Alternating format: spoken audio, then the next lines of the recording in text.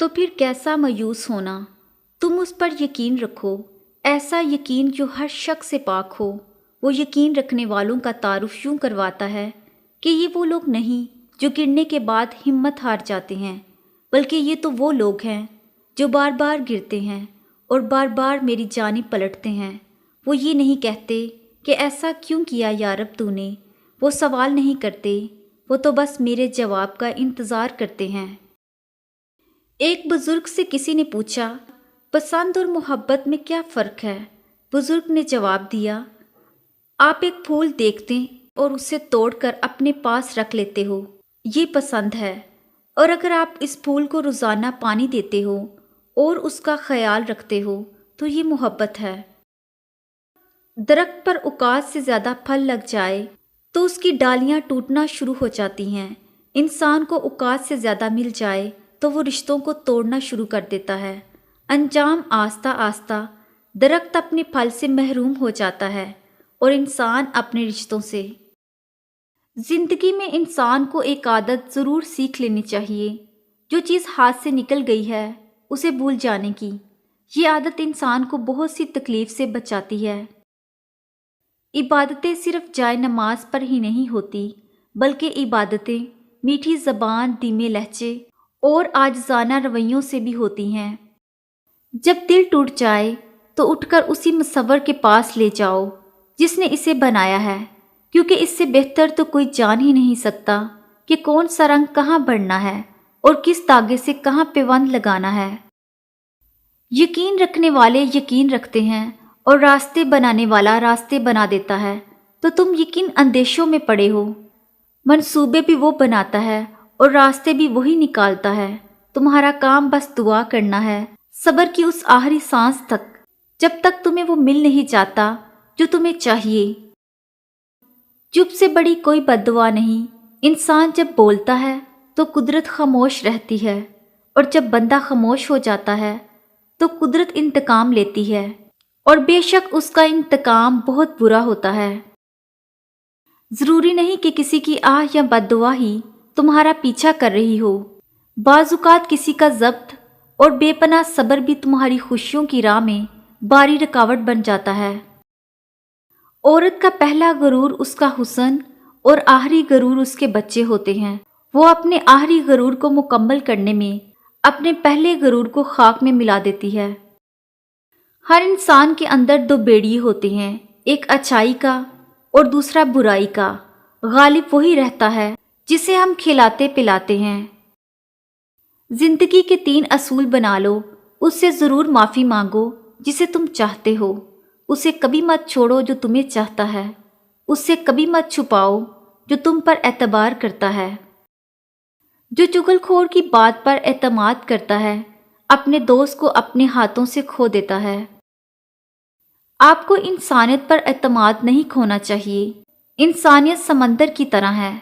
अगर समंदर के चंद कतरे गंदे हों तो पूरा समंदर गंदा नहीं होता। जब दिल टूटता है तो हर कोई कहता है कोई बात नहीं, तुम्हें इससे भी कोई अच्छा मिलेगा, पर कोई ये नहीं समझता कि ज़रूरत अच्छे की नहीं होती, उसकी होती है जिससे मोहब्बत हो। किसी इंसान को उसके इंतहाई कमज़ोर पहलू से मत तोड़ें। आप सलाहियत के चाहे जिस दर्जे पे भी हों, मकाफ़ाते अमल अटल है। मकाफ़ाते अमल का सिलसिला बहुत वसी है। ये नस्ल दर नस्ल चलता है। इसका ज़िम्मा अल्लाह ताला ने खुद लिया है, और इसमें किसी का आपके साथ किए गए जुल्म सितम का नतीजा होता है, और वक्त नहीं लगता बाजी पलटने में। बेशक अल्लाह बेहतरीन इंसाफ करने वाला है। इंसान ये समझकर झूठ बोलता है कि कभी पकड़ा नहीं जाएगा, और ये समझकर धोखा देता है कि अगला बेवकूफ़ है, उसकी अयारी और मकारी को कभी समझ नहीं पाएगा।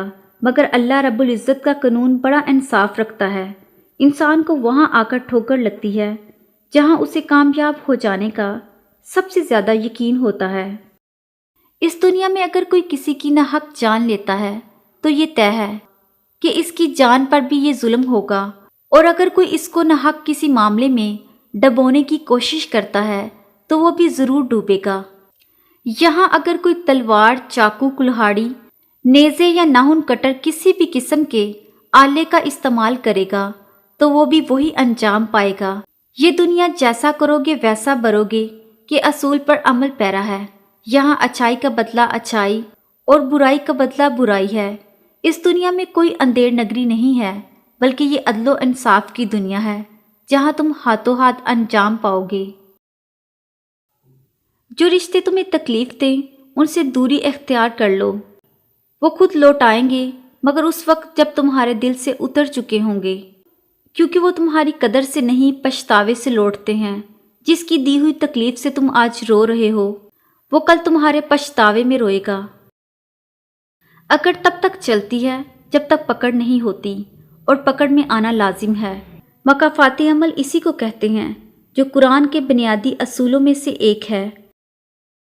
جب وقت پلٹتا ہے تو اچھے اچھے لوگ بھی سجدوں میں آ گرتے ہیں، مگر اس وقت ان سجدوں کی کوئی ضرورت نہیں ہوتی، کیونکہ جب مکافات عمل شروع ہوتا ہے تو ہر چیز ختم ہو جاتی ہے، انسان کا غرور خاک میں مل جاتا ہے۔ اس لیے دوسروں کی زندگی جہنم بنا کر اپنے لیے سجدوں میں جنت مانگنا چھوڑ دو۔ پتہ ہے مکافات عمل کیا ہوتا ہے؟ اس کا مطلب ہوتا ہے کہ تم جو آج کرو گے کل کو وہ تمہارے سامنے آئے گا۔ مرد اپنی جوانی سے اپنی بیٹی کا نصیب لکھ رہا ہوتا ہے۔